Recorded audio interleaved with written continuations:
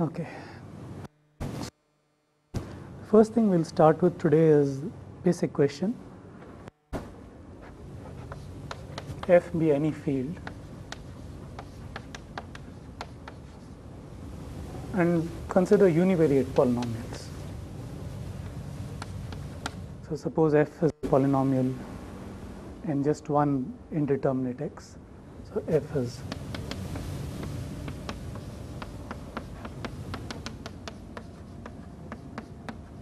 the degree n polynomial, let's say. What can you say about the number of zeros of f in the field capital F? Okay. So a point A in F is a 0 of F if F of A evaluates to 0. Okay, that you obviously understand. How many zeros can a polynomial have in the field F? At most n zeros. Why?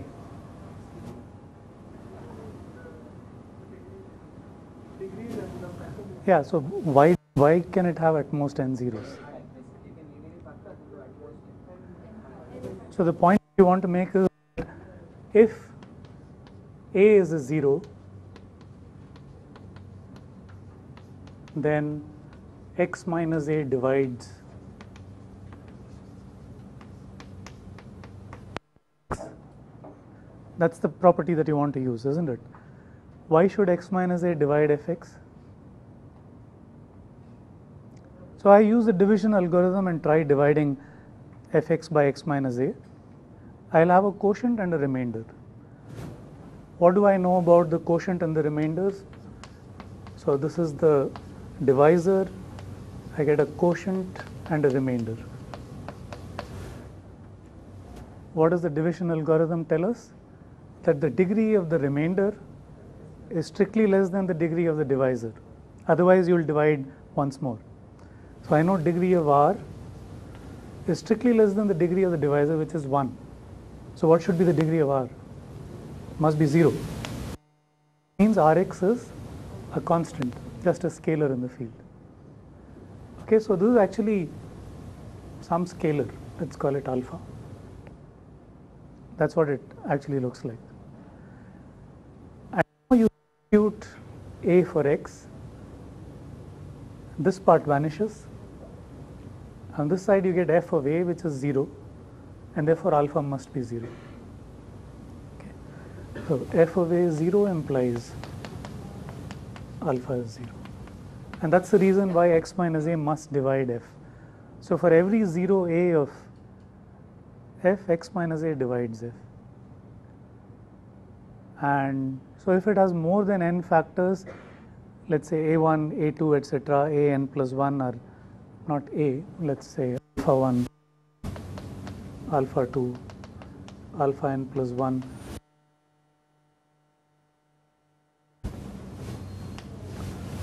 Suppose you had n plus 1 zeros, then what you know is that x minus alpha 1, all of these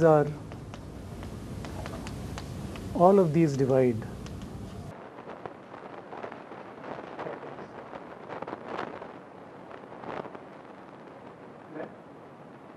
So what? Why should the product divide it? If two polynomials divide a third polynomial, is it necessary that the product is divided? Because any two of these are relatively prime to each other. Because any two of these are relatively prime to each other, and two of them divided, their product must also divide it. Okay? Therefore, the product of all of these will divide it. But we know that the degree of the product of all of these is n plus 1, and it can't divide it. So f is a degree. So it can have at most n roots. It need not have all the n roots in the field. We know examples of that, right? X square plus 1 doesn't have any root over rational numbers. So I know that the number of zeros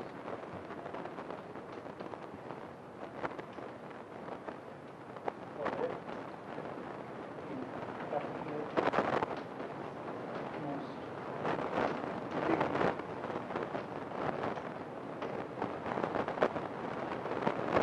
this is a fact that I want to generalize. So this is something that I can, the polynomial method that we're going to discuss in this course, very easy on this simple fact. This fundamental theorem of algebra says that the univariate polynomial can't have more zeros than it should be. Allows you to count a set. Now, suppose you give me a set is defined in some set via some property, some combinatorial property, and I want to put an upper bound on the number of elements in that set. One way to do it is to think of all the elements of that set as coming from a certain field, and if I manage to construct a polynomial of small degree which will vanish at all the points in the set, thinking of the points of the set as elements of the field, then I know that the degree of the polynomial must bound the cardinality of it. But in order to really implement this idea of bounding the cardinality of sets using zeros of polynomials, I need to generalize this from univariate to multivariate. I need an equivalent to the fundamental theorem sort of thing for multivariate polynomials. But there we immediately hit upon a certain difficulty. Because multivariate polynomials, even if they are small degree, they can have infinitely many zeros. Can you give me an example of a multivariate polynomial? X square minus y square, or even x equals y. So x square minus y square has infinitely many zeros.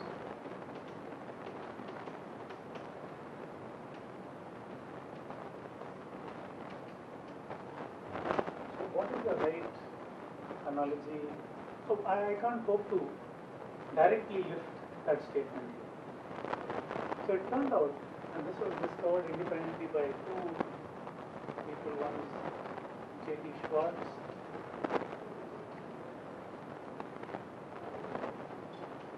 and sometime around 1979 or so. And therefore it's called the Schwartz-Ripple statement.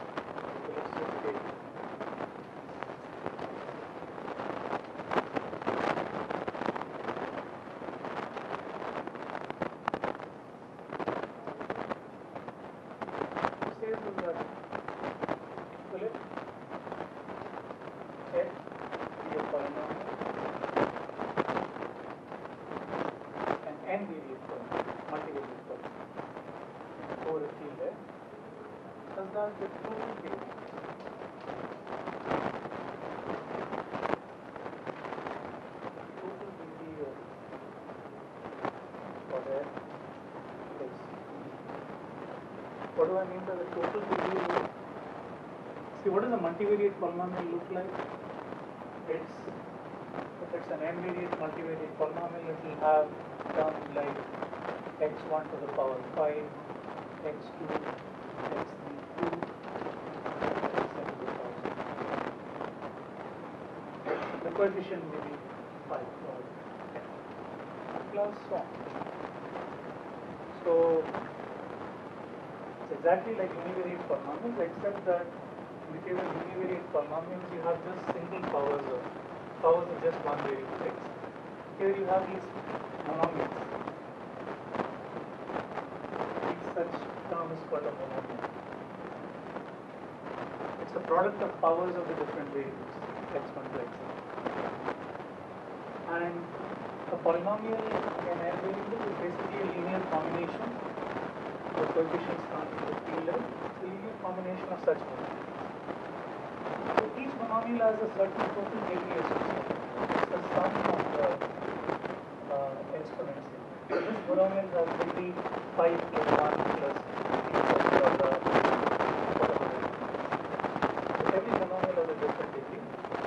The total degree is the maximum degree of a monomial calculus. Let's say that is. We'll also be sometimes interested in the individual degrees. So, we'll also be interested in what is the maximum power of x1 occurring in the polynomial, and so on. But here we are just focusing on the total degree. Now comes the interesting restriction that allows us to avoid these kind of situations. So let S contain an F K finite.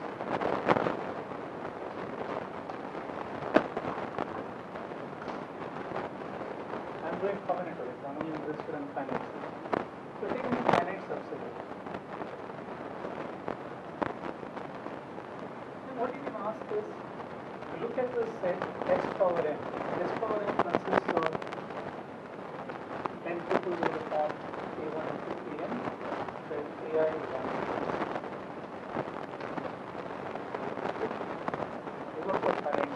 Cardinality S to the power n is the number of tuples of that. The question that I'm going to ask is, how many zeros can F have inside this finite set? Okay. The intuitive idea is that this finite set looks like an n-dimensional object, because in every coordinate I have cardinality S many elements, so it's like an n-dimensional object. And a polynomial, a multivariate polynomial is like a surface. A non-zero multivariate polynomial is going to be a surface. Zero polynomial of course vanishes everywhere.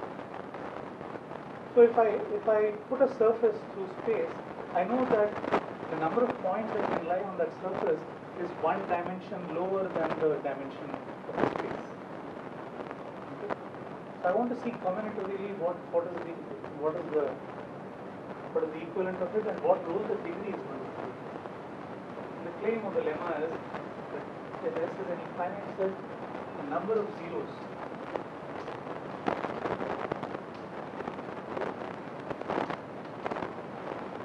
for there in S power n.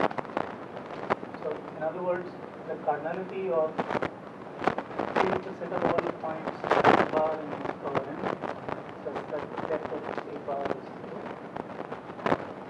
0. The A bar stands for the tuple. The cardinality of this set is bounded by T times cardinality S to the infinite. So the fact that you intuitively expect a hypersurface to have dimension 1 less than the dimension of the space is captured by the fact that cardinality S to the infinite. But of course, if you have large degree, it can have the effect of filling up the space a bit. And that is captured by the degree V being a factor. If the degree is very large, it can actually fill up the entire space. If you take, for instance, just a hyperplane, it will pick up only far fewer points than for the quadratic surface. That's all. Notice also that when you put n equal to 1, that's the univariate case, you get back the fundamental theorem. But what it says, I mean, it's a kind of weaker version of the fundamental theorem. What it says is that you take any finite subset of the field, there can be at most d zeros inside the finite subset. Then if they do the short circle lemma, let's prove it. Two words and then we'll start with the application.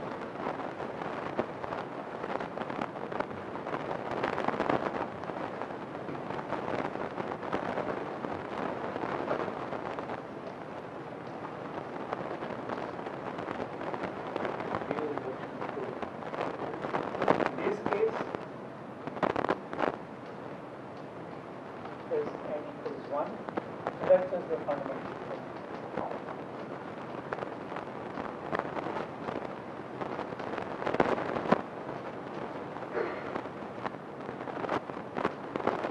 What is important? So, induction hypothesis.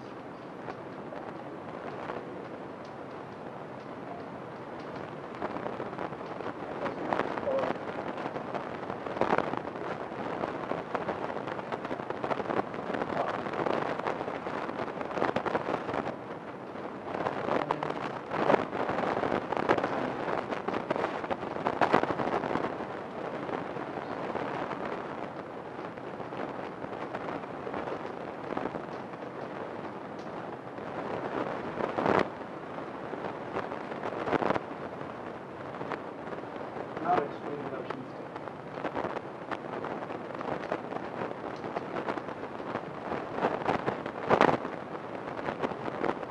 So F is a polynomial and N will be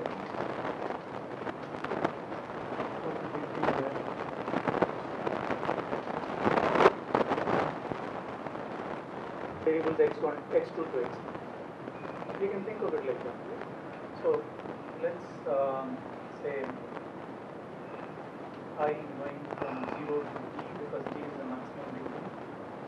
Let's say the coefficient of x1 power I is the polynomial pi in x2 to xn. I can write as follows. Notice of course that x1 to the power d may not occur at all, in which case PD will be 0. But I can always write it like this. There are a few extra padded terms probably which are also. Right? Is this clear? Take any polynomial, I can think of any polynomial and n variables as a polynomial with just x, the first variable, whose coefficients are now polynomials and the remaining n variables.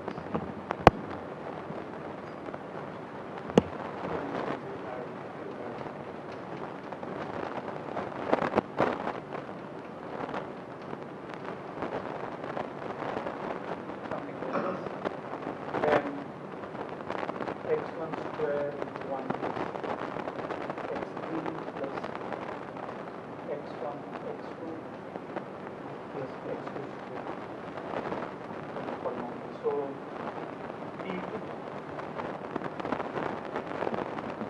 T1 will be this x2 and T0 will be x2 square. Any polynomial you can write.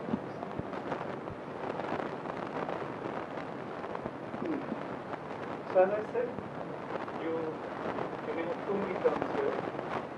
So we are only interested in the highest power that survives. Highest power of x1 that occurs in the polynomial. Let's say that power is, let's call it e. Where e is something that's less than. So e is 5 and also doesn't do anything else to any of the. Anything else means fixes all the other points. The identity permutation also. We can.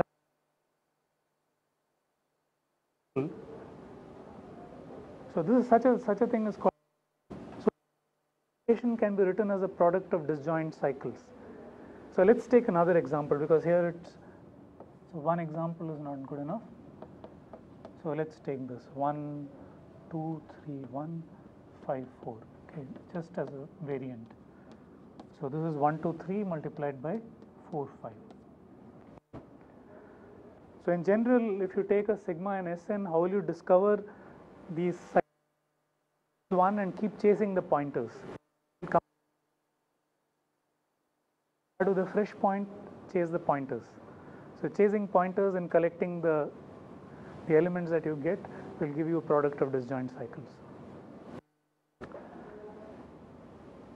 Now, I can decompose this 3 cycle further. I can write it as a product of 2 2 cycles. I can write it as 1 2 into 1 3. And I have 4 5 as well. So this permutation I can write as a product of 3 2 cycles.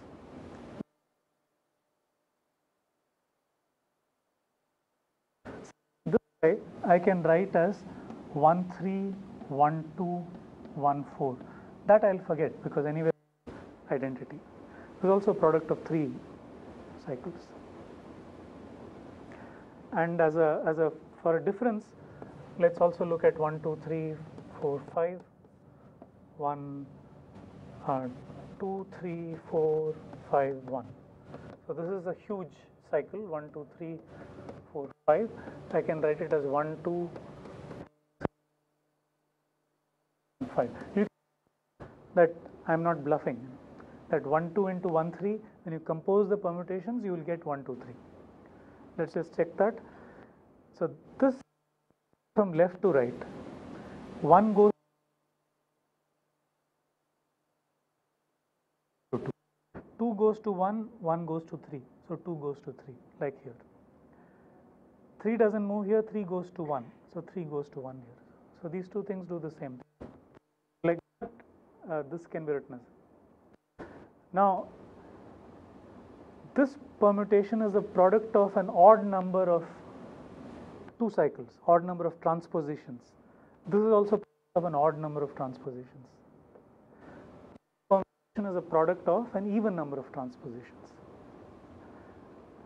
A magical, a very nice all permutations is that if a permutation can be written as an even number of transpositions, you write it in any other way as a product of transpositions, always be an even number of transpositions. Similarly, if it's an odd number, it will always be an odd number of transpositions. So it's like an invariant of the permutation, whether it's expressible as a product of an even number of transpositions or an odd number. And you say sigma is an even permutation if it's expressible as a product of an even number of transpositions, and odd if it's expressible as an odd number of transpositions.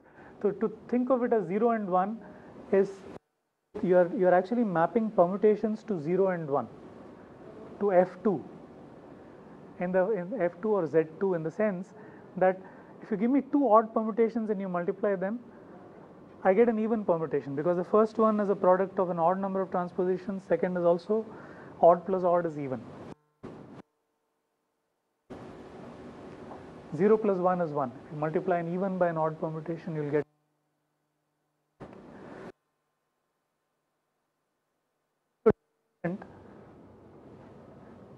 Has these terms, and it also carries along the sign of the permutation along with it, which is what somehow makes it easy to compute, as we know. If it didn't have this quantity, then that object is called the permanent. The permanent of A is the same without the sign, and that is hard to compute. So coming back to the matching problem, that the determinant is easy to compute. I know these terms, if I ignore this sign, it's going to give me a non-zero quantity precisely when sigma defines a perfect matching. Correct? The AI sigma i's will be matched edges in that perfect matching. So one thing that is to just compute the determinant of the adjacency matrix.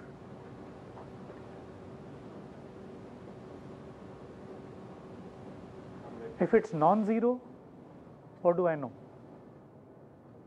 If it's non-zero, then I know there must be a perfect matching in the graph, because if each of these products will be 0, then the determinant will be 0.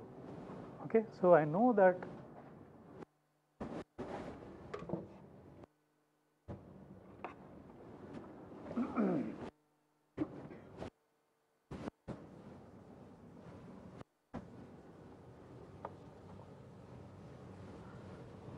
if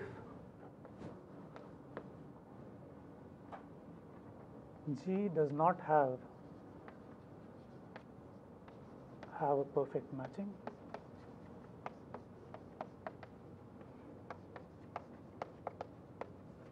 then I know that this product AI sigma I going from 1 to n is 0 for all sigma n Sn, which will mean determinant of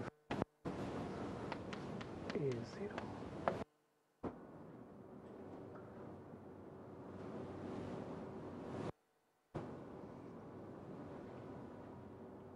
So if the determinant is non-zero, then I know that the graph has a perfect matching. Okay, determinant non-zero,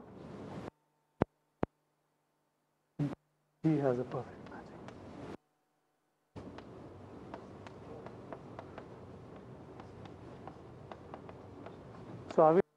We just compute the determinant. If it's non-zero, we know that we have perfect matching. If it is zero, what happens?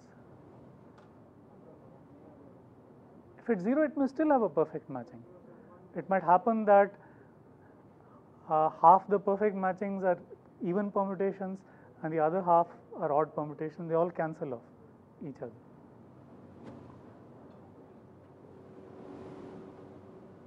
So I can't just compute the determinant of the adjacency matrix and correctly be able to determine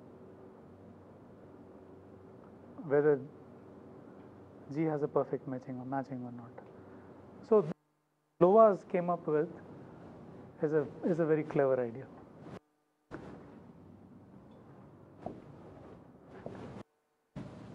So he modifies the adjacency matrix to something that we can call A hat.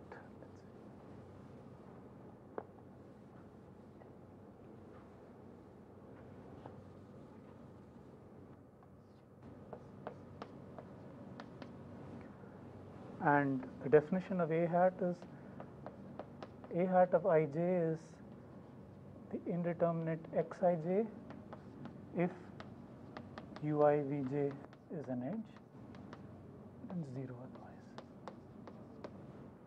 So the only difference between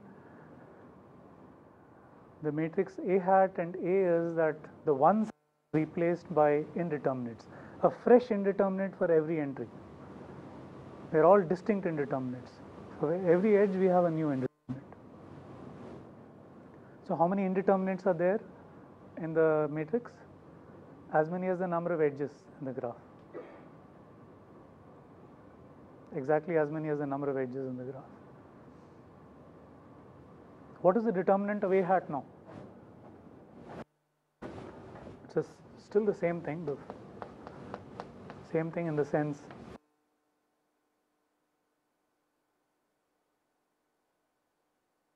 hat of I sigma I. Sorry, I should be writing the sign in front.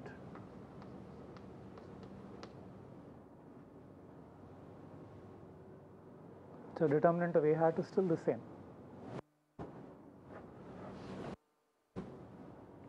Now what can you say about the determinant of A hat? What is it, firstly?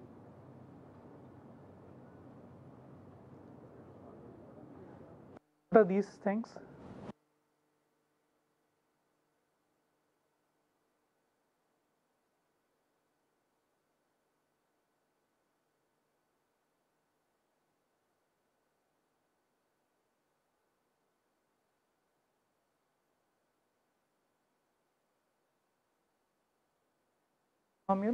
When sigma has a perfect matching in the graph. So I know that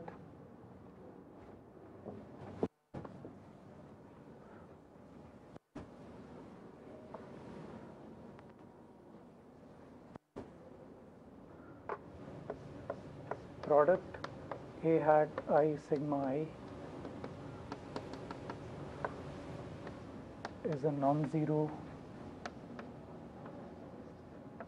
monomial.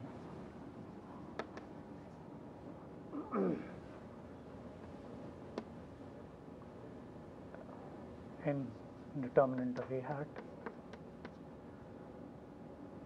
if and only if sigma is defines a perfect matching.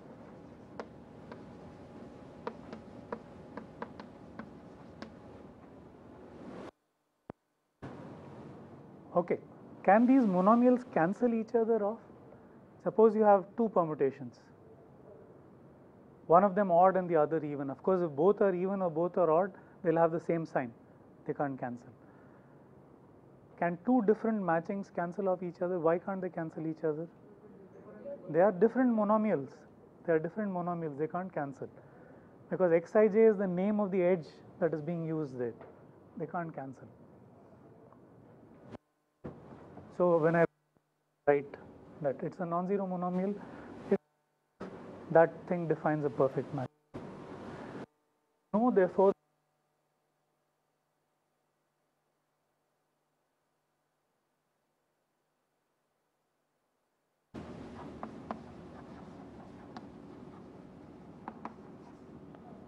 if and only if G has a perfect matching.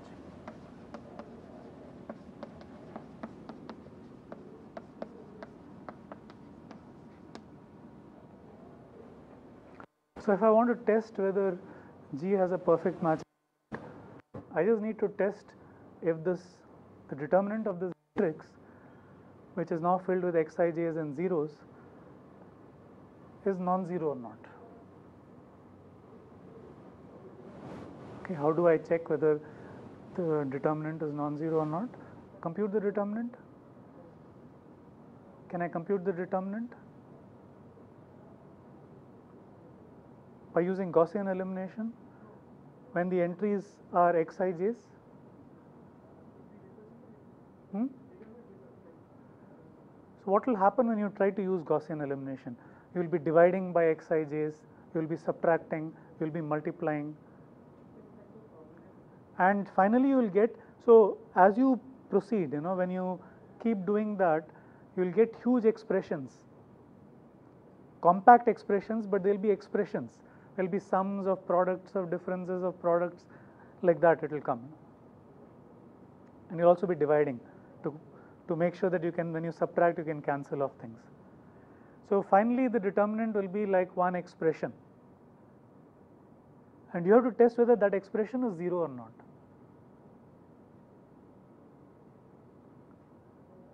That expression will be like actually a circuit, because you are doing all arithmetic operations on these indeterminates. So each entry that you will be left with will be like a circuit, and the determinant will also look like a circuit in terms of these xij's.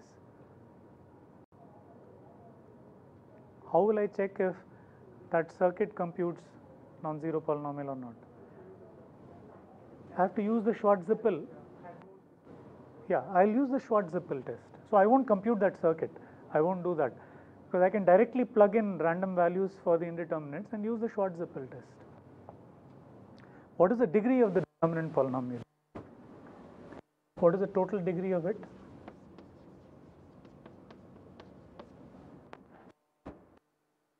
Isn't it? I know that the degree is bounded by n. It's either 0.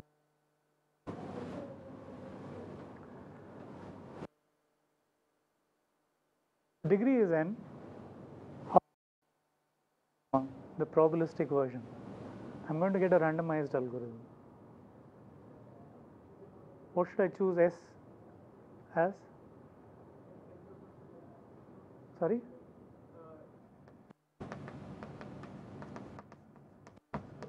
The Schwarz-Zippel lemma, sorry.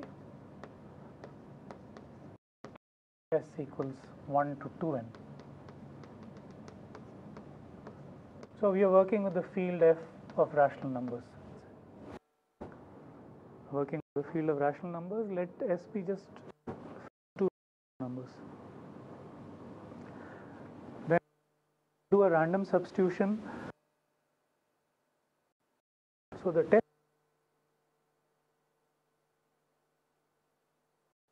picked at random from 1 to 2n for all ij, for all xij in the graph. You compute determinant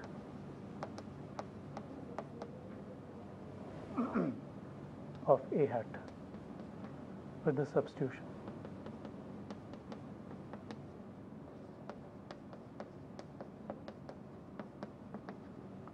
Now the question is, what is the probability that when you pick A bar like this from S to the cardinality E,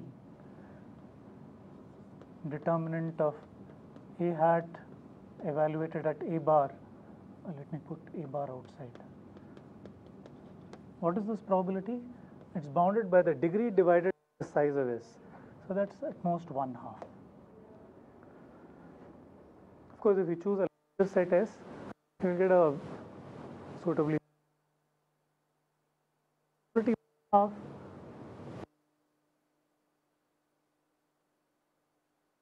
Graph has 1/2 probability it is non-zero. And how will you evaluate the determinant? Using Gaussian elimination as before. Okay. Fine, this gives us a randomized test with one-sided error. Which answer can you trust?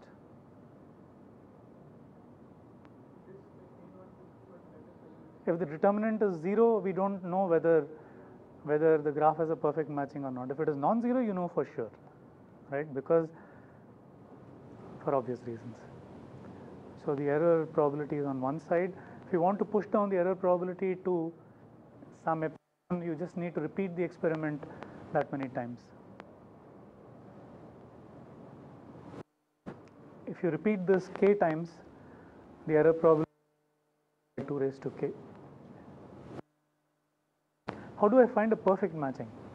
It's a randomized algorithm which will just tell me whether there is a perfect matching or not. How do I find a perfect matching?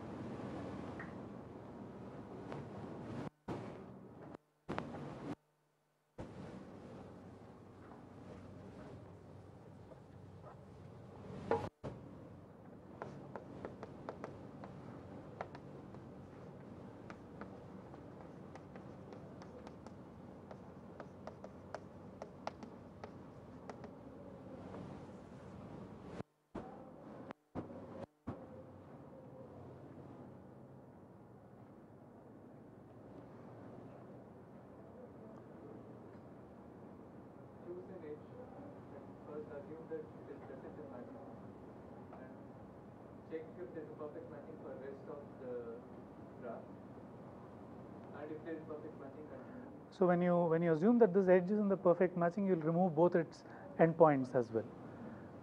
So an edge, include it in the matching, delete its endpoints. Now what do you get? You get a graph on n minus 2 vertices. Do this test, say repeat it suitable number of times so that the error probability is reasonably small, and if you know that there is a perfect matching, and if there is one that remains, you will find it, you will detect it with high probability. And if so, now you can freeze this edge as part of your matching and continue. So it's a kind of search reduces to decision kind of algorithm, if you know what I mean. You have a decision algorithm and you can solve the search problem using it. And you can make the error probability suitably small in that case as well, because you're going to make at most kind of polynomially many choices in order to determine. So on each set of choices that you make, you can bound the error probability appropriately. I won't go into the details. It's easy adaptation of this algorithm to finding the perfect matching, like he said. Okay, how will we handle the general graph case now? Let's quickly see that. I'm going very slow today. So a perfect matching is easy via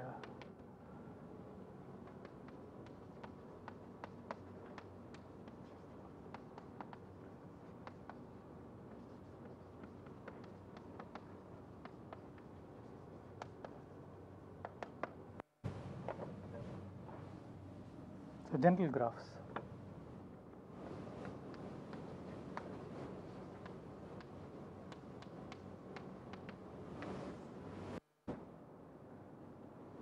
What do we do in the case of general graphs?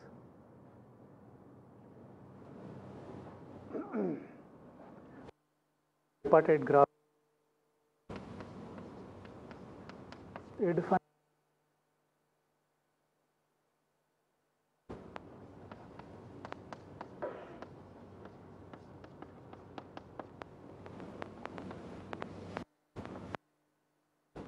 so now it's the same vertex set that's labeling. This is a standard adjacency matrix, an undirected graph. What is the property of the adjacency matrix of a general undirected graph? It's a symmetric matrix. What you're going to do in the TUT matrix is that when I is an edge, you will put xij above the diagonal, and below the diagonal you will put minus xij. You make it skew symmetric. So you have zeros around. So this is a skew symmetric matrix.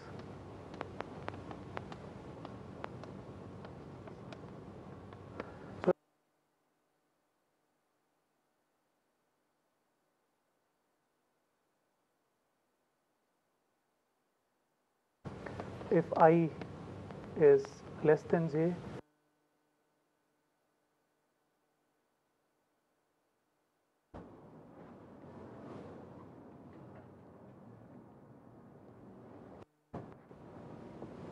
and now look at the determinant of tilde. So we want to use the same idea as for bipartite graphs. It doesn't quite work in that same simple way because the vertex set is the same vertex set. So what can we say about the determinant of A tilde?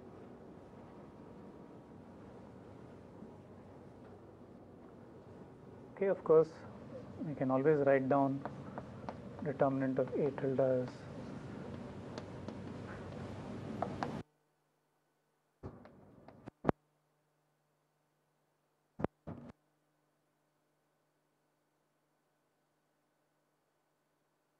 so question, when are the A tilde, when are the terms non-zero?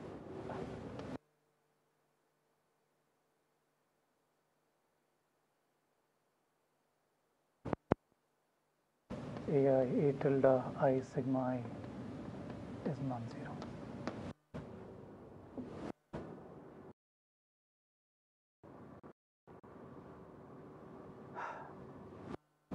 Now what does that correspond to? AI sigma I being non-zero. It's not a bipartite graph. So these are all edges in the graph. So if you give me a sigma like this, I know one sigma 1 is an edge. Okay. Sigma 1 to sigma square 1, sigma of sigma 1 is an edge, and so on. So when you write, so that I have erased, you take a permutation and write it as a product of disjoint cycles. Each of those cycles is going to give me actually a cycle in the graph, isn't it? I could also have cycles of length 2. I can have 2 cycles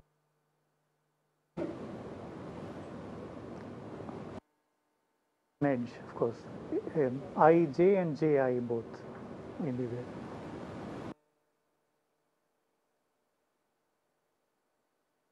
What will such a term look like? It basically is a product of, a collection of disjoint cycles and single edges.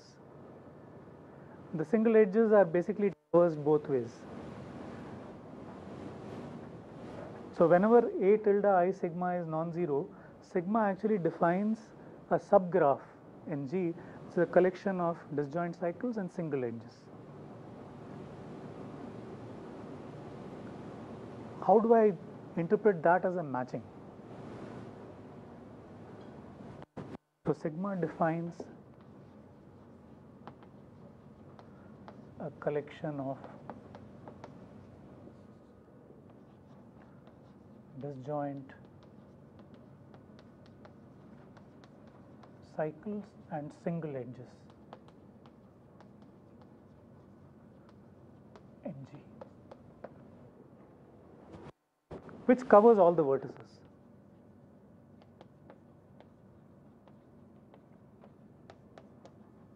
Every vertex is covered here.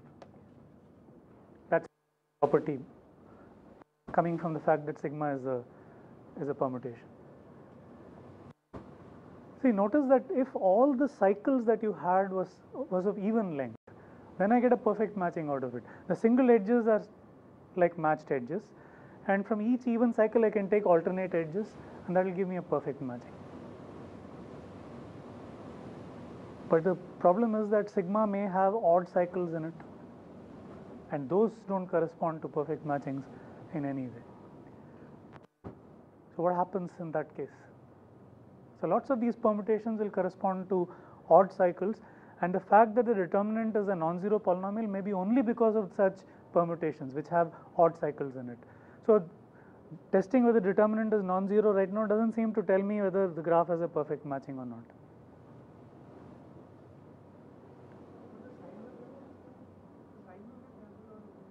In what way?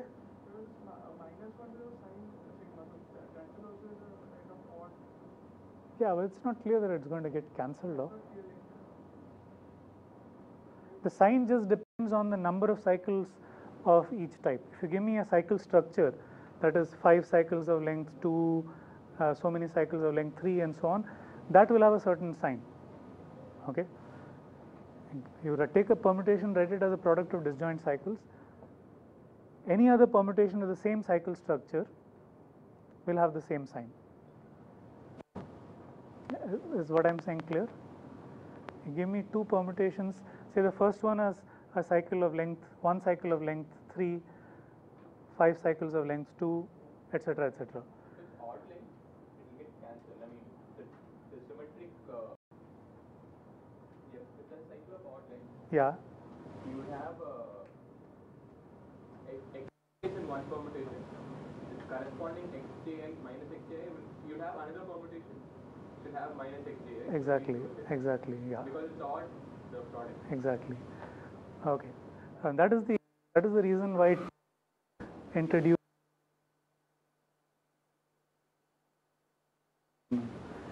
the skew symmetry takes care of it. Okay, so let me just go over what I was saying.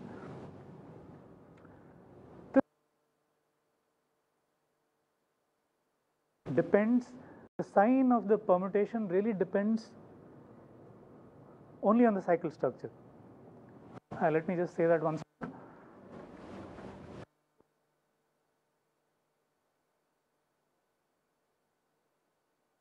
C2 CK. These are all disjoint cycles, so it doesn't matter in which order I write them. Normally permutations don't commute with each other, they are not commutative. But because they're disjoint cycles, I can write them in any order. Let's say pi has C1 prime, C2 prime, CK prime. You write them in such an order such that length of C1 prime is the same as length of C1, the lengths are the same. So they have the same cycle structure. Then the sign of sigma is the same as the sign of pi. It doesn't matter what are the elements in C1 prime, right? The sign is just what is the number of transpositions in which I can write C1? It's the length of C1 minus 1. That many transpositions I can write it as. So this will also be the same, and therefore the sign doesn't depend on, it depends, permutations have the same cycle structure, they have the same sign. Now let's come back to the argument that he gave. If you have a sigma which has an odd cycle sitting in it, one of these disjoint cycles is an odd cycle, then take the matching pi. So sigma has an odd cycle in it, take the corresponding matching pi in which that odd cycle, say take the first odd cycle and in pi reverse the traversal of that odd cycle, just go along it in the other direction. So the two permutations have the same cycle structure, and because they have the same structure, the minus 1 to the sign of sigma will be the same as minus 1 to the sign of pi. But the actual term, everything else is going to be the same except the first odd cycle where you have reversed the direction. Because you have reversed the direction, the number of things which are in one of them, if it picks an odd number of elements from below the diagonal, the other one can pick the other way number of elements from below the. So it's an odd cycle. It has a certain number of elements above the diagonal and certain number below the diagonal. When you reverse it, it will reverse that quantity, and so the sign will change. All the minus ones are coming from below the diagonal. When you reverse it, those will all become plus ones and the other things will become minus one, and that will reverse the sign. So you can pair up all permutations which have odd cycles like this by reversing the way you traverse the first odd cycle, keeping the others intact, and that will cancel out all sigmas which have odd cycles in them. And so as a result, in the determinant, the only things that will survive are those in which all these disjoint cycles are in length. The perfect matchings will also survive. What will the perfect matchings directly look like? They'll all be cycles of length 2. Cardinality Si is strictly more than Di for all I. So notice here that if D is more than cardinality S, this doesn't give you anything interesting at all. So if D is it's only saying it's bounded by cardinality S to the n, which is a trivial upper bound. It's interesting only when cardinality S is more than D. So then the lemma simply says is that there exists a point A bar in the Cartesian product of S1 to Sn such that f at A bar is not 0.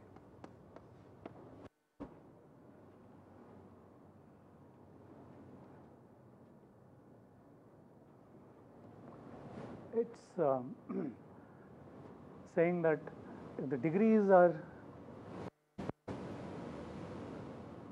of the individual variables are d1 to dn, and these sets are slightly larger than the degree, could just be di plus 1 each of these sets. And in the Cartesian product, there must be one point where it can't vanish.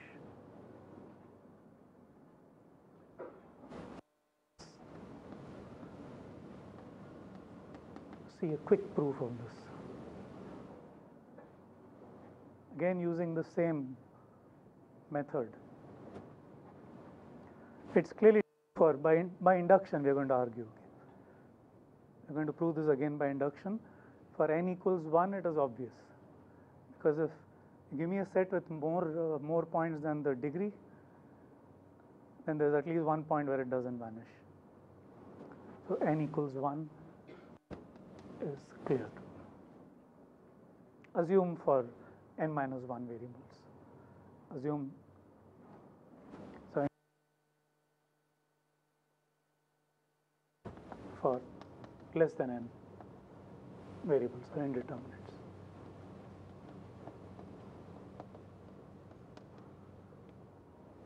Now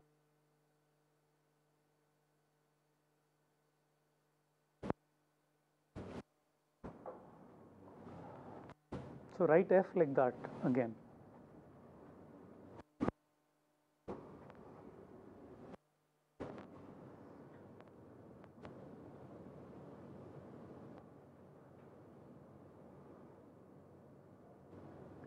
What can we say about P sub E?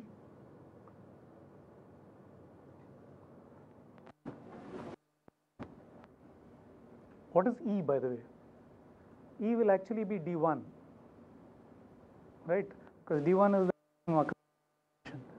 So let's erase this middle part and write it here for the induction step, because it looks slightly different. Or I'll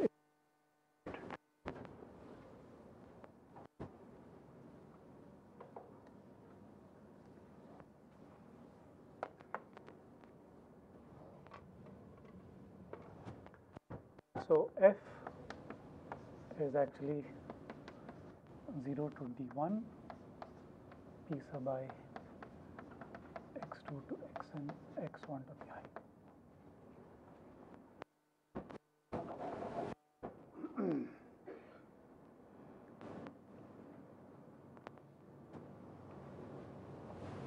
So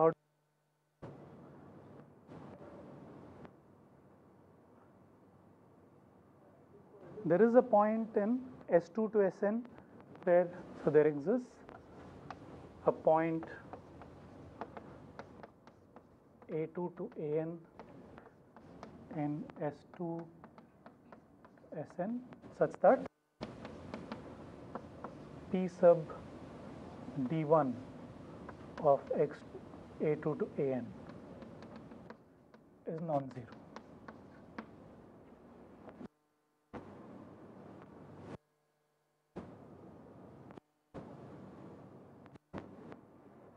This is a point like that.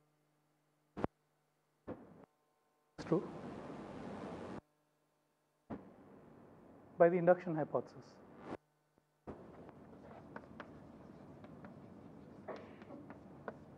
because P is a polynomial where individual degrees are all bounded by d2 to dn respectively, or the variables x2 to n, and s2 to sn are all sets of large enough size. By induction hypothesis we know this. Then it immediately follows, right? Because what should we choose A1 to be? If I look at the polynomial f x1 a2 to an, that is non-zero of degree d1, which implies there exists a1 in s1 such that f of a1 an is non-zero. So there is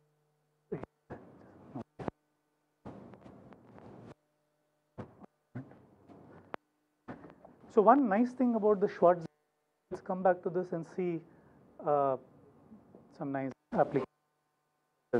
Allen-Tarski we'll come back to later. We'll start with this and we'll generalize this further, which is useful. For the moment, let's just focus on this. Nice thing that we can do here is that if you choose S to be somewhat larger than the degree,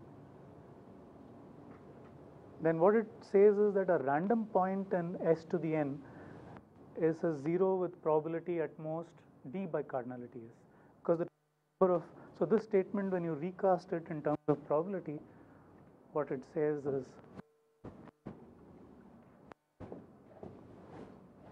let me erase the middle part.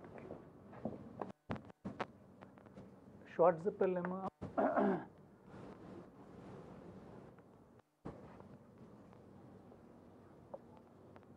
stated probabilistically, it says that the probability, if you pick a point a bar and s to the n uniformly at random, that means each ai is independently uniformly picked from the set S. Picked from the set S uniformly at random. A2 is independently picked from the set S. So what is the probability of picking any particular point from S to the n? 1 by cardinality S to the n. So now the question is, what is the probability that f of a bar is 0? That's clearly bounded by of 0 divided by cardinality S d by cardinality. So if you choose S to be reasonably larger, and you want to figure out whether polynomial f that is explicitly given to you, polynomial f is given to you explicitly as a sum of terms, then obviously you can check whether it is non-zero or not. But if it is given to you implicitly, I'll come to that in a moment, what it means to give you a polynomial implicitly.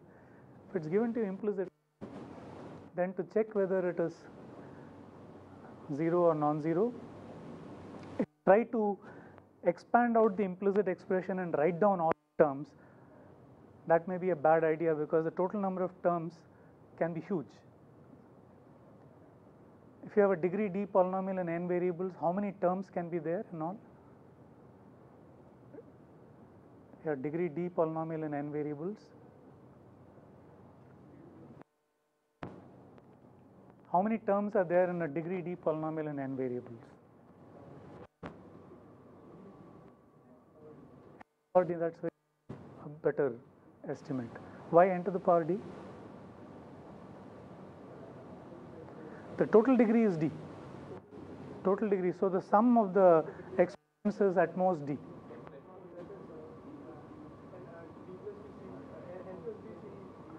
N plus d, choose d. Can be n plus d, and that's an exponentially large quantity if d is like n. If d is like n, it's like 2n choose n, which is exponential. Right? And you don't want to explicitly write down all the terms. Instead, you want to, this gives you an alternative way of handling it. You pick a random point, substitute, and it may be easy to evaluate f in that implicit form. If it's easy to evaluate f in that implicit form, then this gives you a fast way of determining whether f is 0 or non-zero. Okay. So let's see a nice application of lemma right away. That's matching problem. So let's discuss that first, and then we'll move on from there. So this is graph theory. G is undirected simple graph.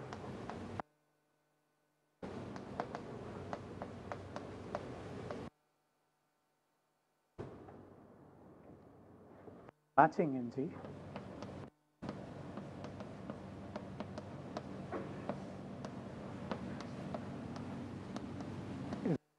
is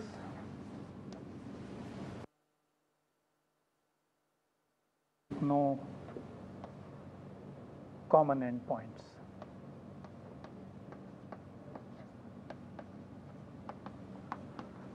For example,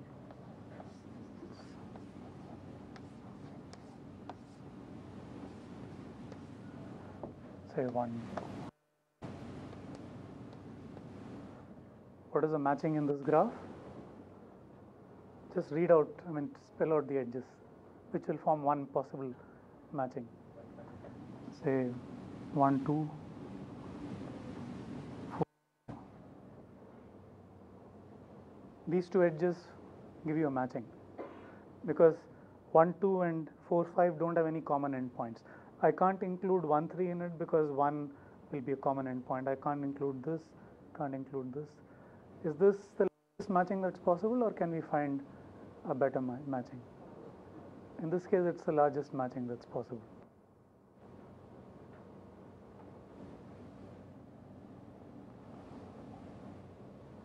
Okay.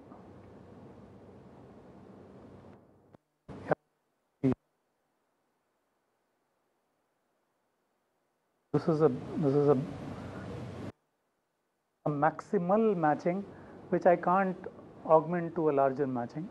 I can't include any fresh edge in it. But can I find a better matching? Yeah, I can. Need to this one, and this would be a maximum matching. So the problem is, and it's an algorithmic problem,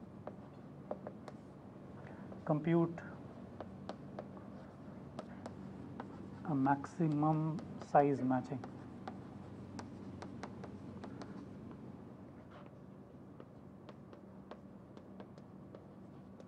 in a given graph.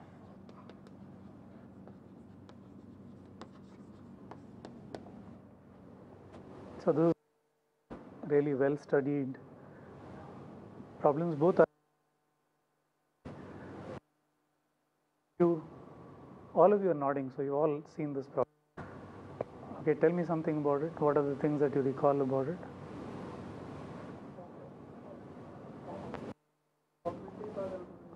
So there is an augmenting path algorithm for it. Okay, anything else that you can recall for it, about it?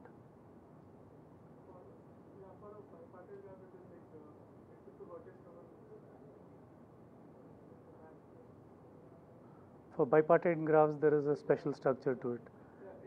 For bipartite graph, because of this, the vertex cover becomes quadrilateral. Okay, okay. So for bipartite graphs, it shares a kind of dual relationship with the vertex cover problem. Anything else that you can recall about it?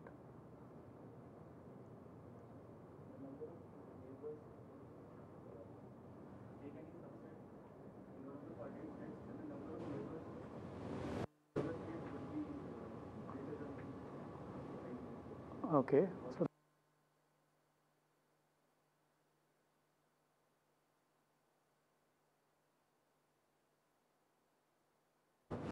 that's Hall's theorem or something. Anything else that you can recall about it?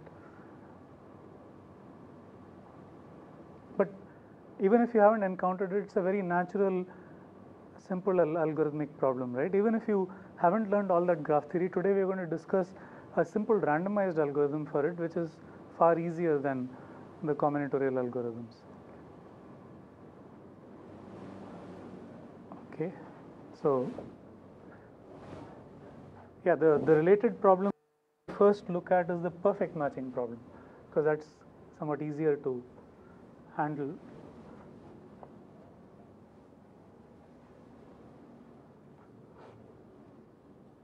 A perfect matching is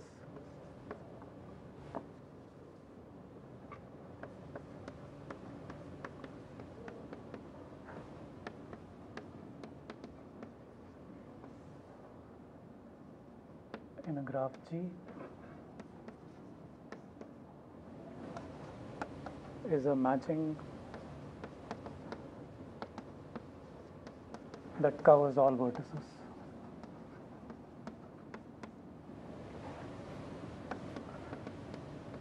So if the maximum cardinality matching includes all the vertices, it has to be a perfect matching. So what is the necessary condition for a graph to have perfect matching? It has to have an even number of vertices at least. Okay.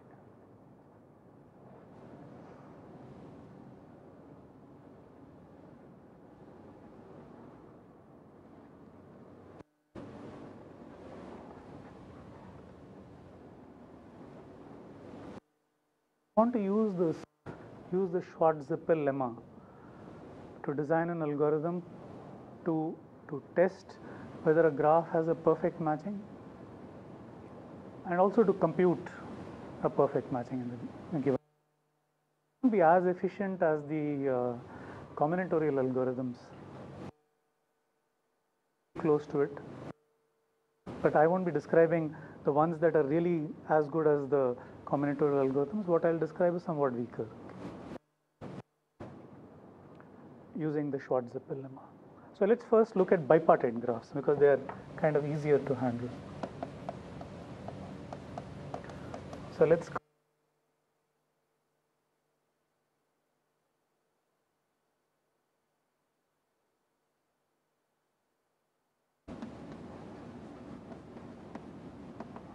so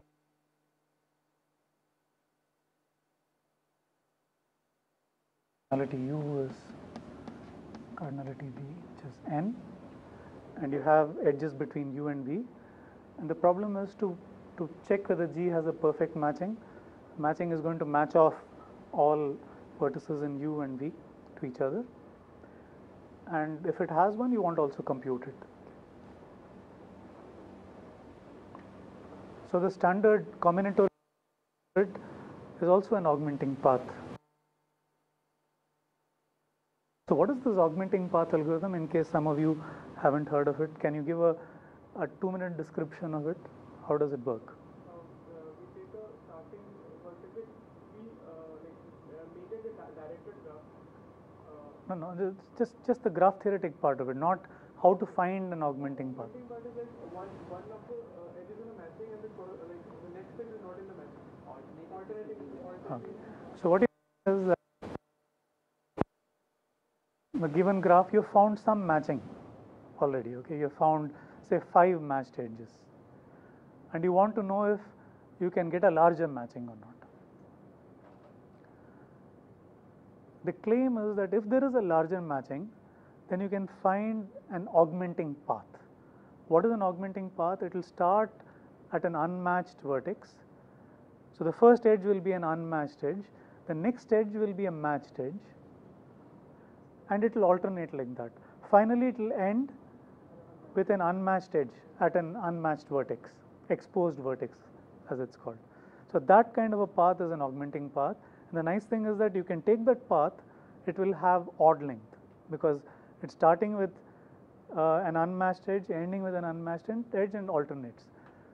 You replace all the matched edges in this path, remove them all from the matching, and put in all the other edges and alternating edges in this path, and thereby you will increase the cardinality of the matching by 1. Now how do you argue that if the graph, you haven't already found the maximum matching, there must always exist an augmenting path? Now there is a simple argument for it.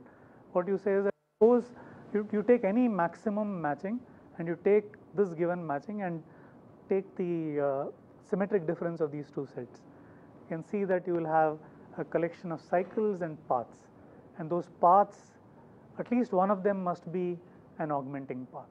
Okay, so the existence of augmenting paths is easy to argue. And then the algorithmic part is what you were saying, that you will make some kind of directed graph and search for an augmenting path.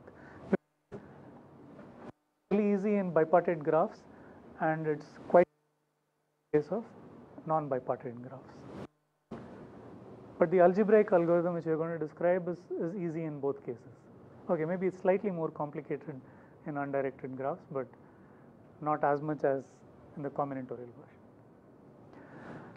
Fine. So you have this graph, and you want to. So where does the Schwartz? The idea is it goes back to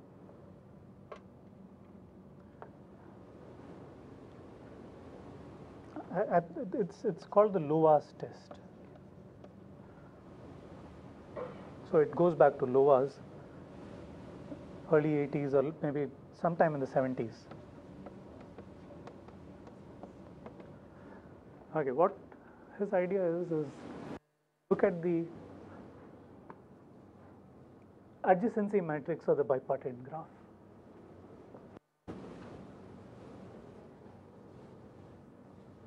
Look at the adjacency matrix of the bipartite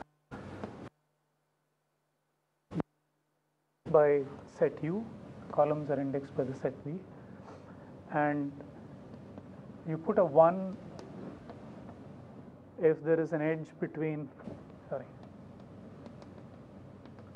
you put in, so Aij is 1 if Ui Vj is an edge and 0 otherwise. Right, this is the standard efficiency matrix on the graph.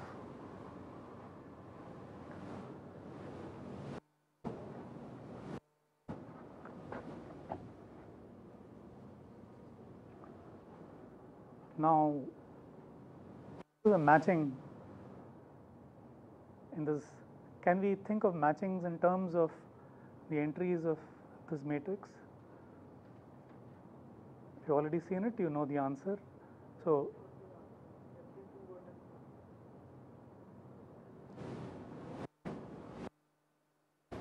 what will a matching correspond to? Suppose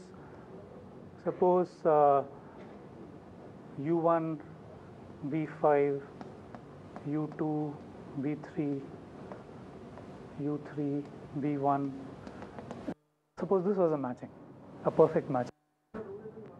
Then what I know is, yeah.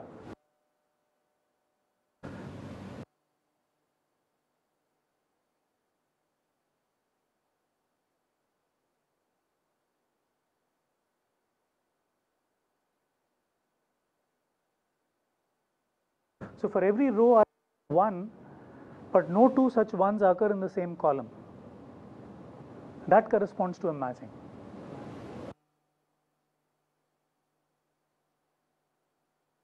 Pick a 1 in every row, so I'm picking n ones. So no two ones lie in the same column. That's precisely going to give me a matching. But that's like a bijection from, if you think of these ones, it's a mapping from the U set to the V set. I'm mapping U1 to V5. That 1 there is telling me what is the image of U1. Think of it as a function from. So think of the matched edges as telling me how to map the elements of U to the elements of V. And that's a bijection. Okay. So every matching actually gives me a bijection. So this matrix has zeros and ones, and I am trying to pull off ones, which will, a set of n ones which will give me a bijection. How can I relate that to any algebraic quantity? Permanent. Permutation. Fine, yeah, by permutations. Except that now it's between two different sets. U and V are two different sets. The determinant of A. Determinant of A look like? Yeah, we are going to come to the determinant. What is the determinant of A? bijections. It's a summation over all permutations on n elements, product of ai sigma I going from 1 to n.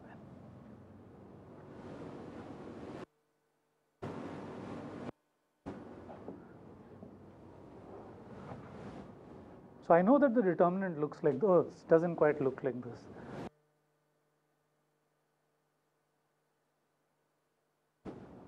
If it looked like that, it would be wonderful or catastrophic, whichever way you want to think of it. It's not like that. So there is a sign associated to every permutation. And so this is what the determinant looks like. Okay, now let's just try to understand in terms of what we said about matchings. When is this product non-zero? Sigma. It's exactly when there is an edge between u1 and v sigma 1, u2 and v sigma 2, un and v sigma n. Right? And that will happen exactly when that is a matching u1 v sigma 1, u2 v sigma 2, etc. un.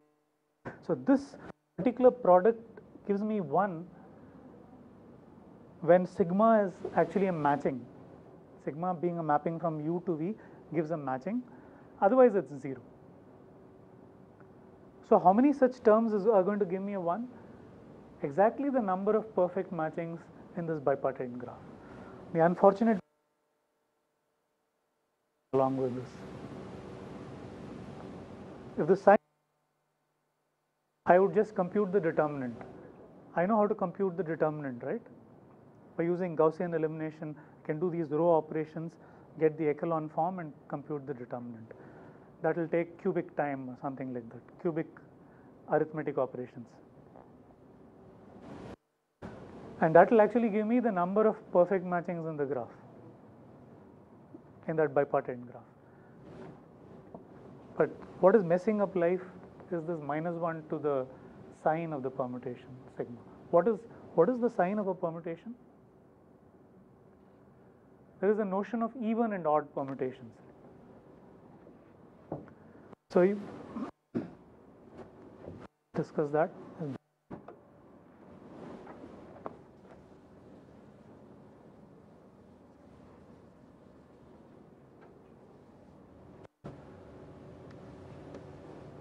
The sign of a permutation sigma, suppose sigma is a permutation in Sn, sign of sigma is 1 if sigma is an even permutation, and it's -1 if sigma is odd permutation. Ah, 0 and 1, sigma is odd permutation.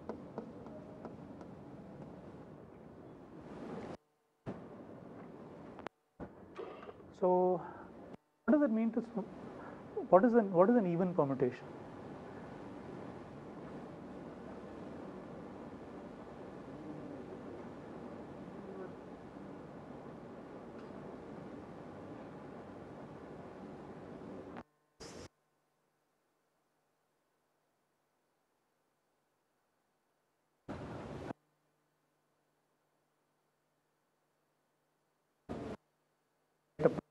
Like this is the domain, and I'll write the images of these elements.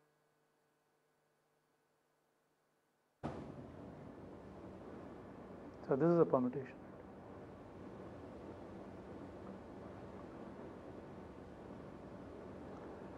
So I can write this permutation as follows. I can write it as a product of disjoint cycles.